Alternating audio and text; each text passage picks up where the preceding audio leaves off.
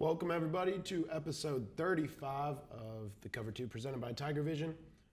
As you can tell, we are in a bit of a different setup today. We are currently getting some stuff redone in this room. I'm Patrick Neal with Grayson Mann, as always. If I do sound a little weird, I apologize. I have a bit of a cold, but that's not stopping us. So, flu game. Yeah, potentially. So, where do we want to start, Grayson? Let's start with Sunday night. It's the first primetime game in what it feels been a while that it hasn't been a complete snoozer. So very happy about that.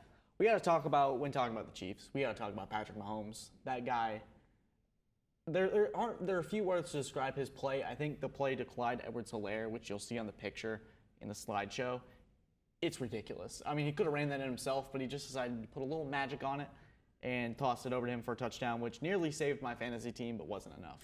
Yeah, I mean, he hit a 360 floater over the defense. He went full basketball mode. It was crazy to see. He almost had another touchdown to Marquez Valdes-Scantling, which would have been just as impressive. Yeah. Fed it through like three defenders' hands. He is the best quarterback in the league. Yeah. I think there was this oh my gosh, excuse me. I think there was this narrative, like this exhaustion with this narrative that he's the best QB in the league, and there has been a little bit for a few years, ever since even going back to when he first started for the Chiefs. I think there was kind of this exhaustion that people are like, they're just tired of hearing about Mahomes, and so because of that, he had become a little bit underrated, but this season, he has just been spectacular and is proving again why he is one of the most talented quarterbacks of all time. I think I appreciate the Chiefs and Andy Reid's just pure genius just more this season, because sometimes I get a little annoyed because Tyreek Hill was always, it felt like the get out of jail free card in a sense, where if things were going wrong, you really just had to give him the ball and see how he figured it out. But Mahomes, man, has been with what I feel is not up to the standard of the Chiefs, besides Travis Kelce. I mean, Juju Smith-Schuster and Valdes-Scantling don't exactly scream top receiving core. And he's been doing it virtually same production. I mean, 41 points against this Bucs defense is ridiculous. It is absolutely ridiculous. I mean, the Bucs have potentially the best defense in the league. Right. And they just got shredded from start to finish. I mean, Rachaad White came in, I think, their second play of the game, fumbles. Chiefs scored 2 plays later, and they're just behind, the entire game after that. So this Chiefs offense is just looking fantastic, even without Tyreek Hill. I mean, they have, I think, the best goal line offense I've ever seen, most creative goal line offense I've ever seen. That Noah Gray touchdown, Mahomes is pretending to, call an audible or something like that, and Noah Gray just gets in motion, takes the direct snap, puts it in the end zone, and it's just too easy for him. The depth of Andy Reid's mind, especially when it comes to these kind of just wacky plays where you have the little pitch in, or you have Kelce become quarterback, or just he pretty much comes up with anything, and like 99% of the time, you're like, oh my gosh, when did he figure that out? I want a playbook in Madden of just all of Andy Reid's crazy plays and just run that the entire time. It would be fantastic to have that. So Madden, yeah, we would get to work. Appreciate that. I don't know. Any last thoughts on this game? Tom Brady, unfortunately, it looks like he's getting a divorce. We won't talk about that too much because that's kind of personal. We're not TMZ either. Yeah, we're not out trying to do that. But in other news, former Buccaneers Antonio Brown making headlines, but we will also not comment on that. It's been a crazy week if you're a Bucs fan, I'd say. Yeah. Off the field wise. But we'll transition to the Ravens. Losing to the Bills. The Bills come back. Yeah. The Ravens were up 20-3, I believe.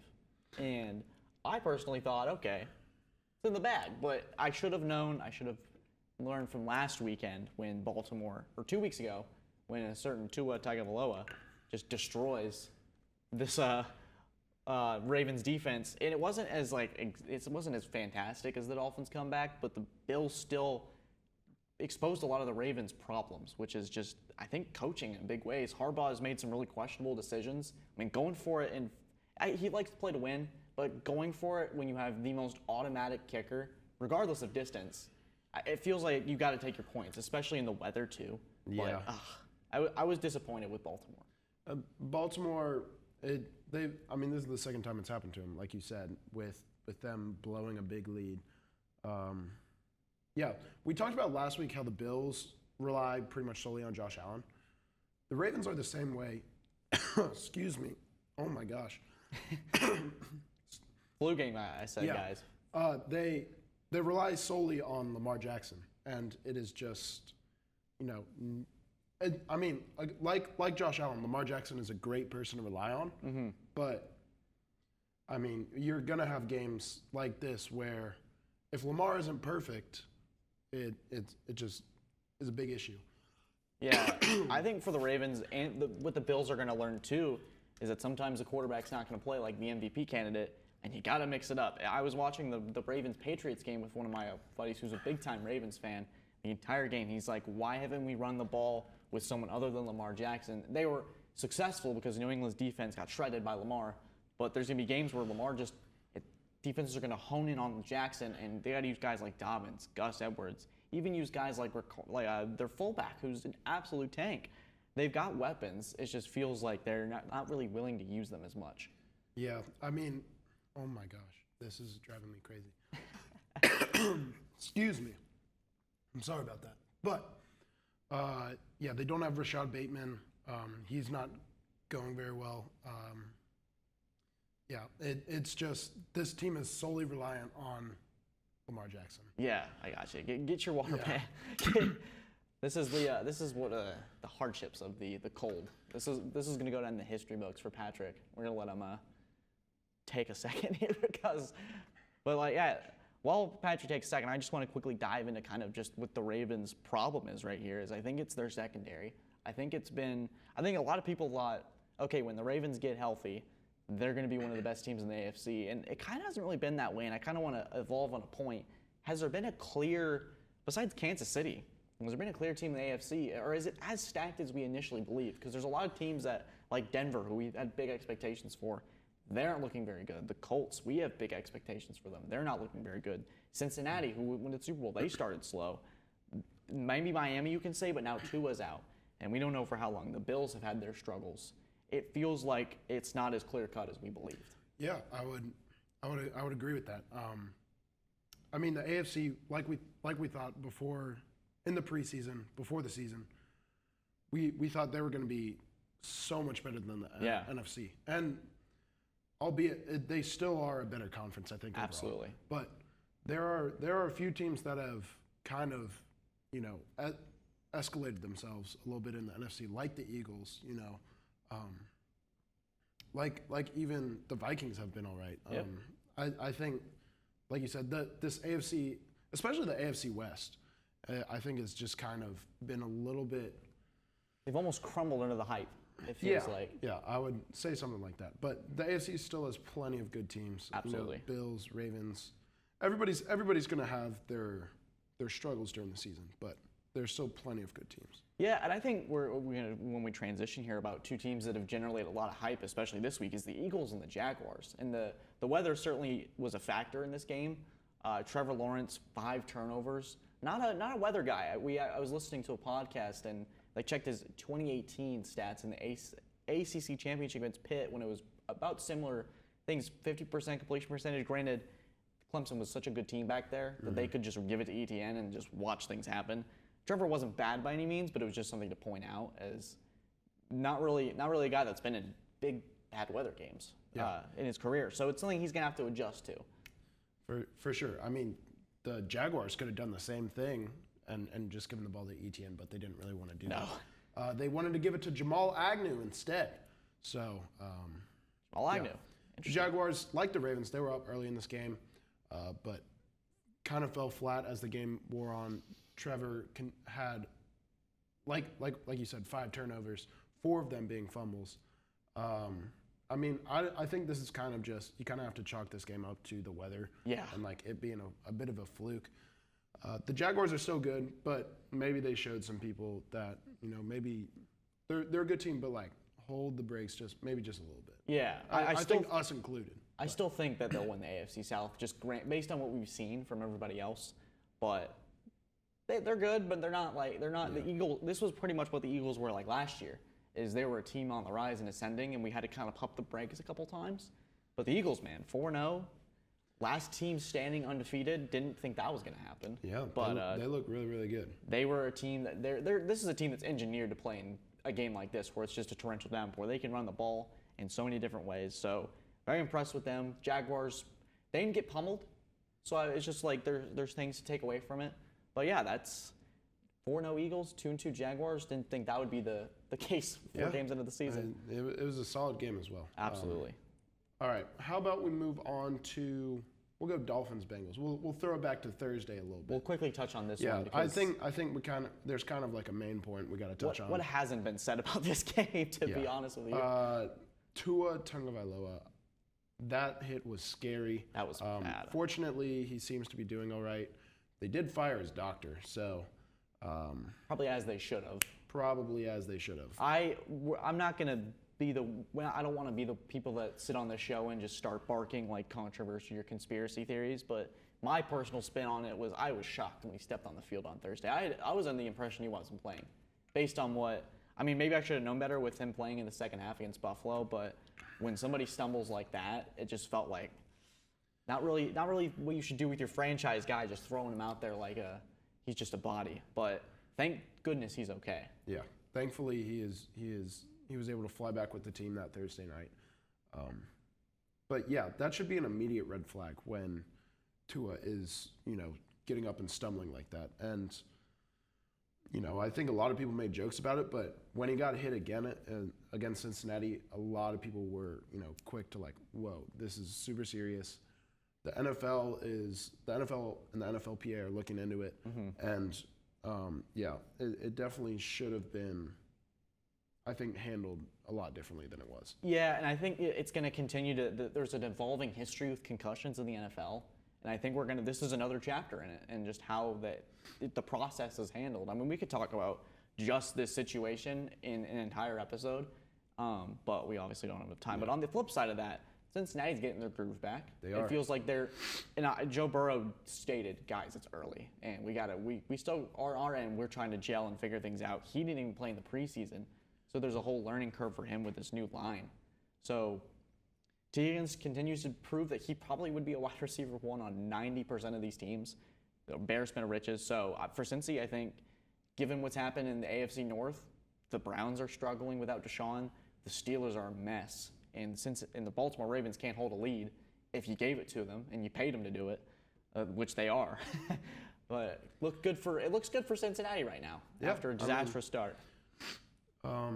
Yeah, I mean they're tied for the division right now. Mm-hmm. They're 2-2. The Ravens are 2-2. The Browns are 2-2, and the Steelers are 1-3. So they're right back in it. And I know there's that stat that I don't remember what percent exactly, but very few teams make the playoffs after starting 0-2. But they're right back in it. And it's been done. They have a difficult schedule ahead, but the Bengals have proven that they're able to win tough games. And Joe Burrow, you trust, right? Exactly. So all right, let's go across the pond. Let's go British and hello, love. And talk about the Vikings. Are we doing this whole game in the British accent? I think people would probably pass away from cringe. Would we get canceled? We would probably get canceled. People would make fun of us. People would make TikToks about us, I bet. Because out of context too, you just see us trying to talk British. Not very well. Talk British. And someone will just when you say British, you can't pronounce the T.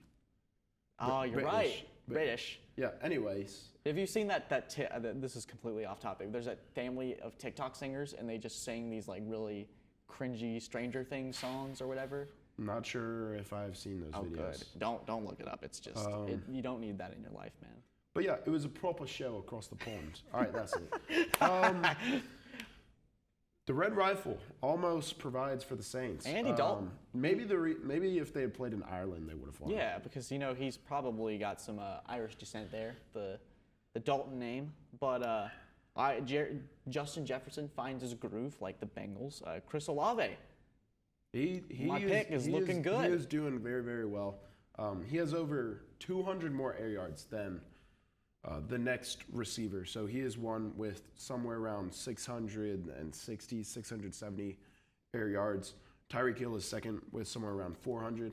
So, dude is doing very, very well for himself. Oh, yeah. I mean, he's 21 catches, 335 yards, and a score. Not bad as a rookie. He's consistently getting targeted and making plays. I'm feeling pretty good about my pick, man, for offensive rookie of the year. It is looking good. It is looking good. Saints need to win some games, though, so it can, get some more tension. So it can be solidified. But yes. This game ended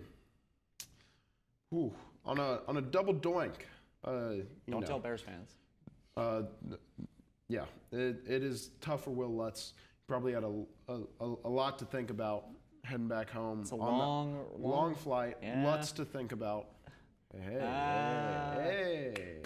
But yeah, it was an entertaining game. You gotta the challenge is you got a night game beforehand in Clemson, and then you got to get up at 9:30 to watch this game. But you're rewarded with because usually the London games are pretty bad. Yeah, but this was pretty good. It was solid, and Do you think Kirk Cousins performed better because he realized not many people were going to be watching? I don't know. Did this count as a primetime game? I think primetime overseas.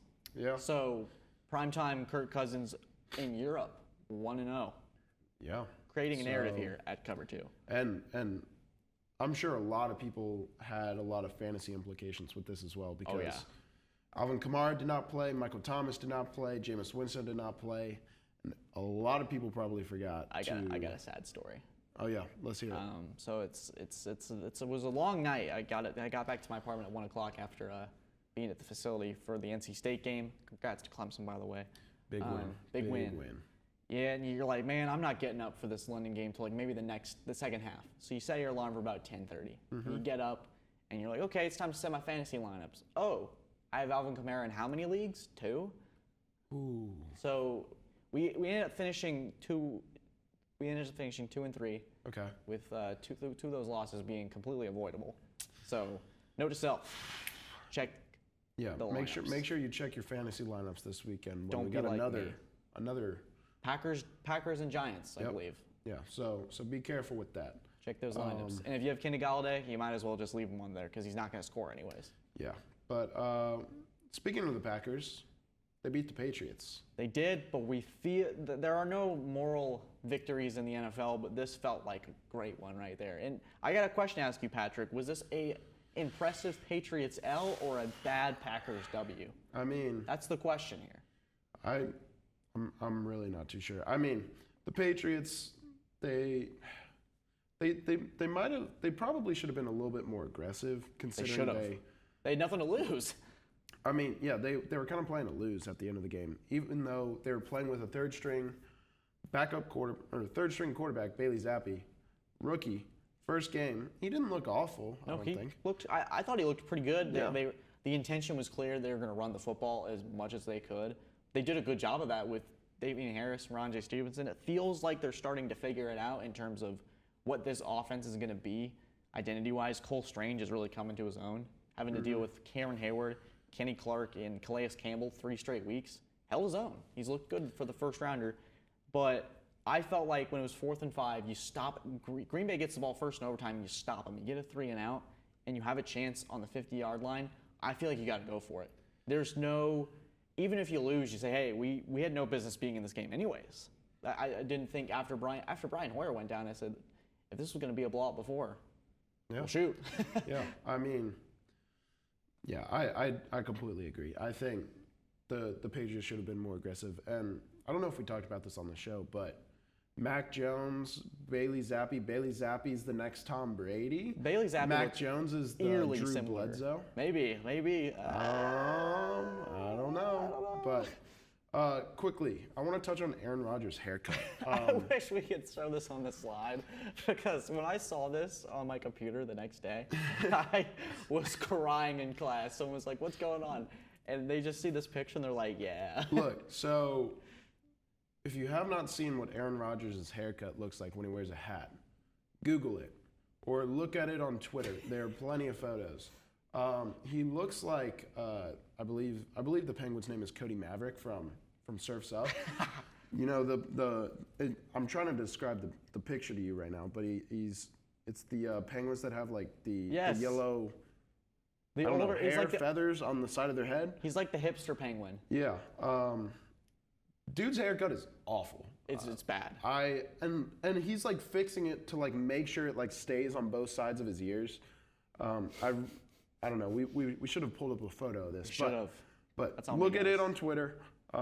Look at it on Google. It is awful. Aaron Rodgers into like, being like super deep. Maybe it's like to represent like the distance between him and his family. The distance between him and the media. The distance between him and any other human being besides Pat McAfee. Or Shailene Woodley, the Yeah. distance between those two. Danica Patrick. Yeah. Just Between him and his psychedelics. yeah. Actually, those might be closer than. Those are super close. He was playing like he was on something in the first half. He was missing a lot of throws. Yeah. Dude needs a better haircut. He does. That's what we're going with. We don't talk about personal matters, but we will talk about your haircut if you look silly doing it. He looks He looks not silly. good. Let's quickly go through these last two games, and then we finally got a name for our segment, our overreaction segment. So we're gonna get into these final two games. Maybe just the big takeaways. Yeah. The Giants are 3-1. Giants are 3-1. Let's clap it up. We did not. They were running Shout out. Saquon at Wildcat, which was awesome. Yes.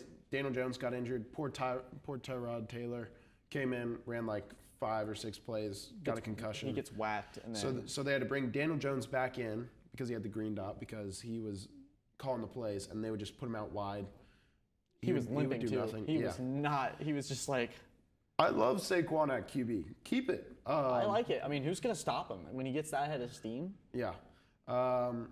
Another, I guess, maybe positive. Justin Fields had 174 passing yards. I mean, they There you lost, go. but he also only completed 11 passes. But 174 passing yards. That's better than 7 passes from the week prior. So Yeah, progress good for is him. being made.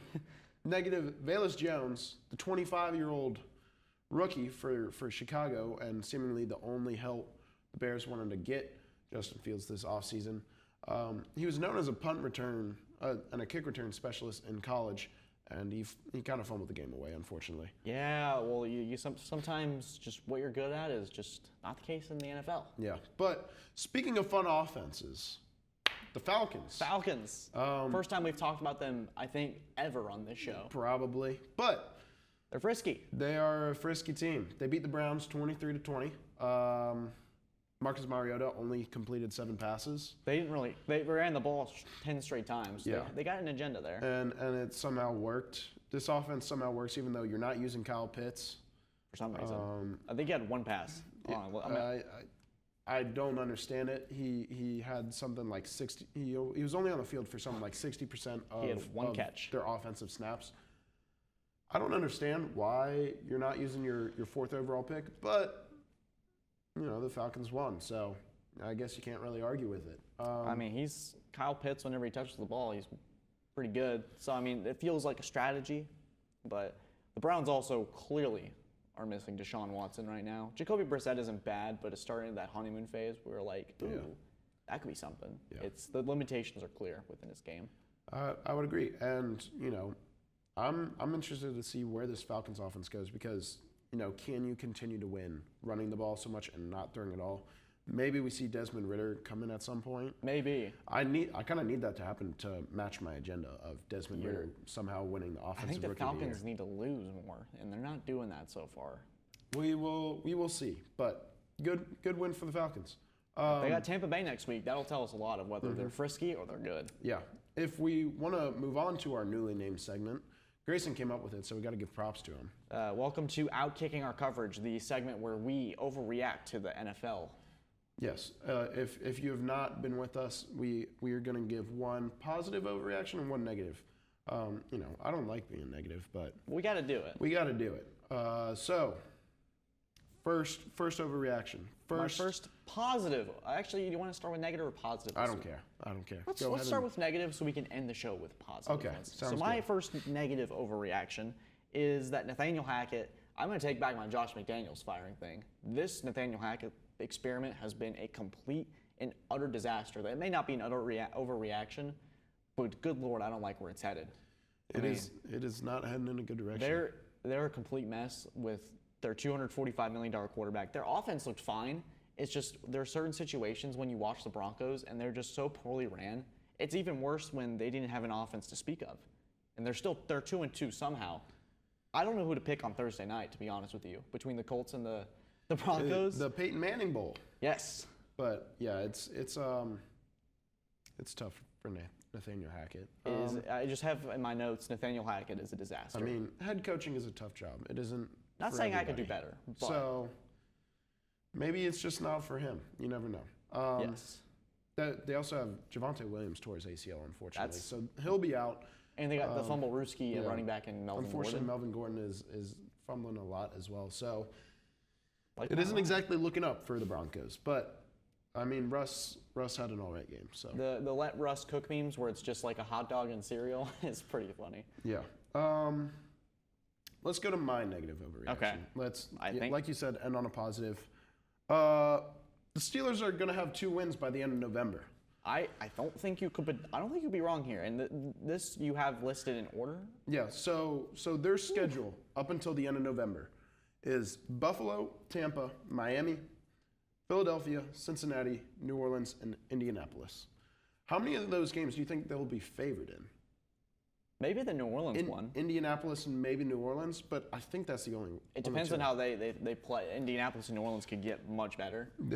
They could. And Yikes. look, I'm with that. I would be giving them 1 win out of these, and maybe they probably win more, but also like that is a tough schedule. Oh yeah. They're going forward with Kenny Pickett, so he looked all right. I mean, The 3 interceptions. 3 interceptions, but well, 2 because not a single pass hit the ground. So he also had 2 rushing touchdowns, and he got Pickens going. So maybe there's something there. They're probably going to get T.J. Watt back here shortly. But yeah, Their defense can only do so much though. it's tough. They can't really run the ball well. With Najee Harris of all Yeah, people. so it's tough for him. It's tough for him. But Yeah, we'll see how this pans out, but I mean, it's not looking good for them. Yeah. They may have, and this is rare for a Tomlin team, for the expectations to be so low. yeah, It's really a first for me when this is. I mean, the Steelers have been bad before, but it was always when their prime Ben Roethlisberger was out with injury. So even then, they were serviceable. yeah. It's tough. It's tough for him. Okay, But let's finish out the show strong. with some positivity, guys. Some positivity. That's what we're all about. My positive overreaction is that Arthur Smith is a top 15 coach in this league. I think you got to look at what he's done with the roster last year and the way Matt Ryan's been playing to start the season. And then you have this year where I think the expectations were even lower. And they thought, okay, this is a team that's probably going to be picking number 1 overall. Mm-hmm. They're 2-2. They've been in every game. Pretty impressed with what Arthur Smith's been able to do as a coach with a team that's probably with a roster that's been it's a very weak roster. It is. Yeah, probably bottom 5 roster in the NFL. Yeah, But he's made it work. he has made it work, and yeah, I think if you were to get a list of the top 15, he'd probably be on there. So I'd say that's a safe assumption, and this is also our overreaction. So I get to be a little bit overzealous with these.